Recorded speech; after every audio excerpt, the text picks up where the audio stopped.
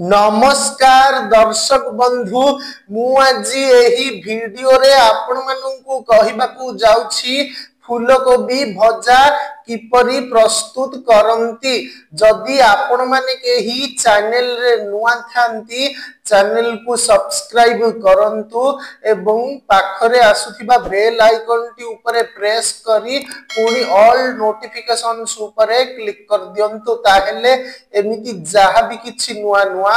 रोसई संबंधी video upload करी सर्वप्रथमे आपण माने देखिबा को पाई परिबे एवं चैनल को यथेष्ट मात्रा रे लाइक शेयर करबा को मध्य भूलिबेनी। ताहेले चालंतु देखिनबा फूलकोबी भजा किपरि प्रस्तुत करंती एवं एथि पई कोन कोन सामग्री प्रथमे नेबा को हुए। आवश्यक सामग्री फूलकोबी गोटाए लंका गुंड 1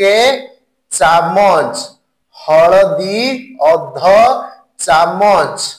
कॉर्न फ्लोर 4 चामच सोया सॉस 2 चामच चिली सॉस 2 चामच टमाटो सॉस 2 चामच आजिनो मोटो 1 चामच तेल और लूण आवश्यक अनुसारे। प्रस्तुति प्रणाली कोबी काटी धोई दियंतु डेक्ची रे 3 कप पानी देई कोबी को सिझाई दियंतु chilli sauce tomato sauce soya sauce